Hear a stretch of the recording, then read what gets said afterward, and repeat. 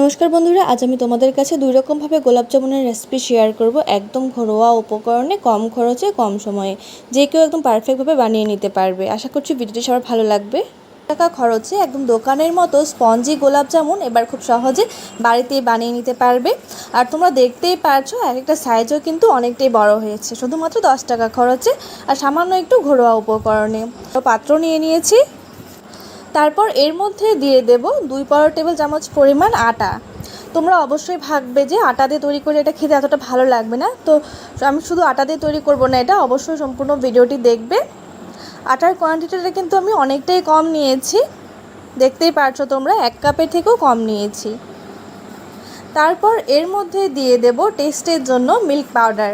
যেহেতু শুধু আটা দিয়ে তৈরি করলে একটা আটা আটা গন্ধ আসবে, তাই এর মধ্যে যদি আমরা মিল্ক পাউডার ব্যবহার করি তাহলে কিন্তু খুব সুন্দর একটা ফ্লেভার অ্যাড হবে।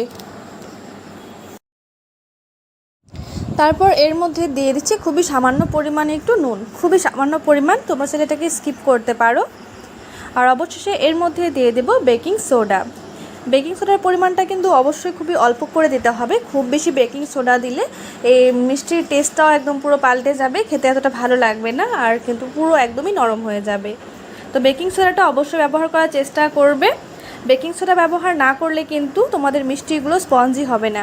আর যাদের ঘরে বেকিং সোডা নেই তারা অবশ্যই কিন্তু বেকিং সোডার পরিবর্তে ইনো ব্যবহার করতে পারো। তো এবার এই সব উপকরণগুলোকে একসাথে ভালো করে হাত দিয়ে মিশিয়ে নিতে হবে।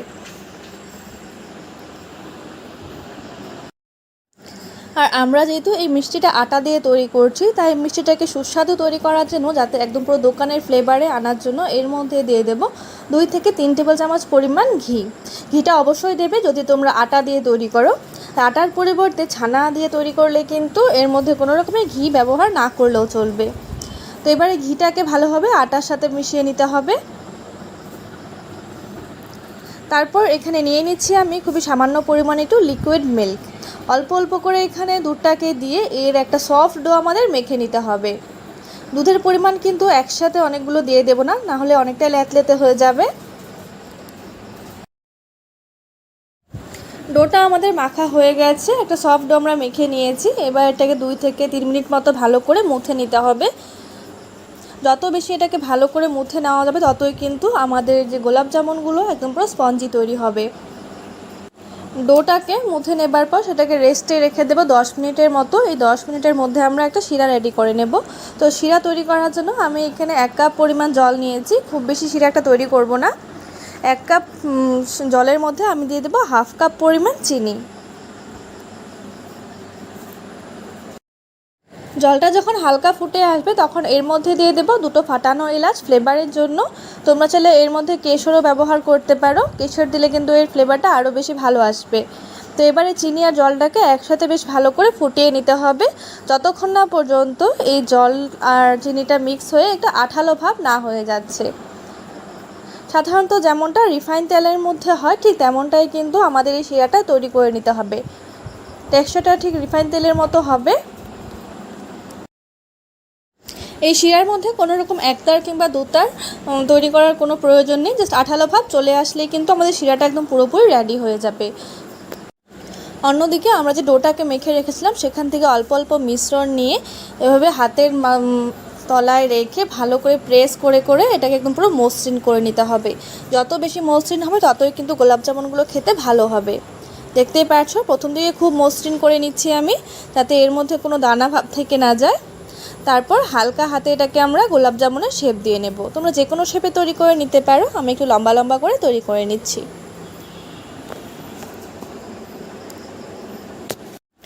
এভাবে করে সবগুলো গোলাপ জামুনের শেপ দেওয়া হয়ে যাবার পর অন্যদিকে আমি তেল বসিয়ে দিয়েছি। আর ভাজার জন্য কিন্তু খুব বেশি একটা তেলের প্রয়োজন হবে না, তোমরা দেখতেই পারছো খুবই কিন্তু কম মাত্রায় আমি তেলটা নিয়েছি।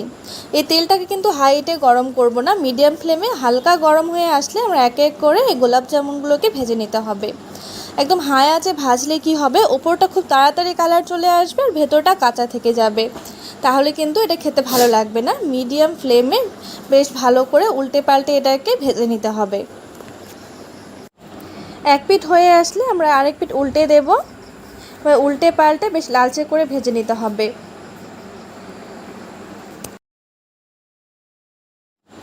তোমরা এই গোলাপ জামুনের কালারটা দেখতেই পারছো কতটা সুন্দর হয়েছে, একদম পুরো লালচে হয়ে গেছে। আর এটা কিন্তু আগের তুলনায় ফুলে অনেকটাই কিন্তু বড়ও হয়ে গেছে। তোমরা এটাকে এভাবে স্ন্যাক হিসেবেও খেতে পারবে। আর এটাকে তোমরা যদি শুকনো তৈরি করে রাখতে চাও তাহলে 1 সপ্তাহ থেকে 2 সপ্তাহ পর্যন্ত খুব ইজিলি স্টোর করতে পারবে। এবার এটাকে আমরা তেল থেকে উঠিয়ে নেব। উঠিয়ে নিয়ে সরাসরি আমরা যে শিরাটা তৈরি করে রেখেছিলাম সেই শিরার মধ্যে এই মিষ্টিগুলোকে দিয়ে দিতে হবে।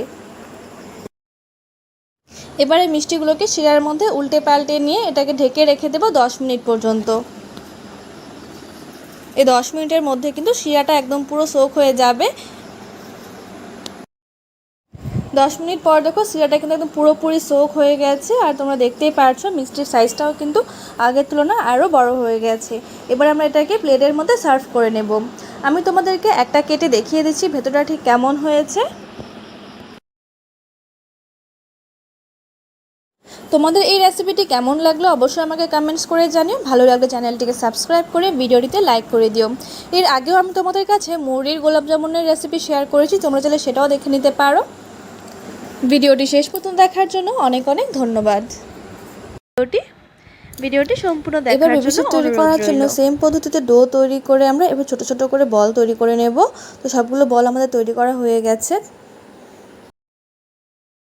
তেলটা কিন্তু খুব ভালো করে গরম করা হয়ে গেছে, তেল থেকে কিন্তু একদম পুরো ধোঁয়া বেরোচ্ছে। এই পর্যায়ে আমরা গ্যাসের ফ্লেমটা লো করে দেব। গ্যাসের ফ্লেমটা লো করে এর মধ্যে আমরা এই ছোট ছোট মিনি বলগুলো এর মধ্যে দিয়ে দেব। সবগুলো বল একসাথে দেব না, যেহেতু আমরা নানা রঙের বেবি সুইটগুলো তৈরি করব। তাই প্রথমে আমরা কয়েকটা বল দিয়ে দিচ্ছি এর মধ্যে। বলগুলো দেওয়ার পর গ্যাসের ফ্লেমটা মিডিয়াম করে রেখে বেশ ভালো করে 5 মিনিট মতো ভেজে নিতে হবে। এর কালারটা কিন্তু অবশ্যই তোমরা নিজেদের পছন্দ অনুযায়ী রাখতে পারো, তোমরা ঠিক কেমনটা কালার পছন্দ করো। আমি কিন্তু একদম পুরো লালচে করে ভেজে নেব। বলগুলো যখন এমন পুরো লালচে হয়ে যাবে, হালকা একটু সুন্দর কালার চলে আসবে, তারপর আমরা অল্পক্ষণের জন্য গ্যাসের ফ্লেমটাকে পুরো হাই করে দেব। হাই করে আরও 1 মিনিট মতো ভেজে নিলেই কিন্তু দেখবে খুব সুন্দর একটা ব্রাউন কালার চলে আসবে। এভাবে কালারটা চলে আসলে এবার কিন্তু আমরা বলগুলোকে নামিয়ে নেব।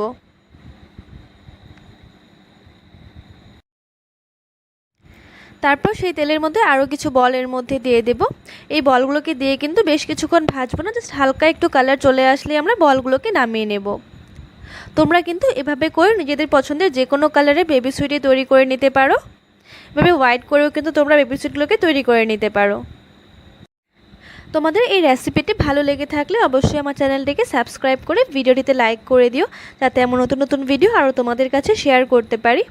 তারপর অন্যদিকে দেখো আমাদের শিরাটা কিন্তু অনেকটা পরিমাণে ঠান্ডা হয়ে গেছে, তাই আমরা গ্যাসের ফ্লেমটা আবারও অন করে দিয়ে শিরাটাকে আবারও গরম করে নেব। শিরাটা গরম হয়ে গেলে এবার আমরা এর মধ্যে বেবি সুইটগুলোকে দিয়ে দেব। ভেজে রাখা বেবি সুইটগুলোকে দিয়ে বেশ ভালো করে 5 থেকে 6 মিনিট পর্যন্ত ফুটিয়ে নিতে হবে, যেহেতু এটা ময়দার তৈরি। তোমাদের এই রেসিপিটি কেমন লাগলো অবশ্যই কিন্তু আমাকে কমেন্টস করে জানিও। বেশ ভালো করে এই বেবি সুইটগুলোকে ফুটিয়ে নেবার পর এবার আমরা এটাকে ঢাকা দিয়ে রেখে দেবো প্রায় আধ ঘন্টা পর্যন্ত। এই আধ ঘন্টার মধ্যে কিন্তু বেবি সুইটগুলোকে ফুললে অনেকটাই বড় হয়ে যাবে আর একদম কিন্তু পুরো সফট হয়ে যাবে। ভিডিওটি শেষ পর্যন্ত দেখার জন্য তোমাদের সকলকে জানাচ্ছি অনেক অনেক ধন্যবাদ।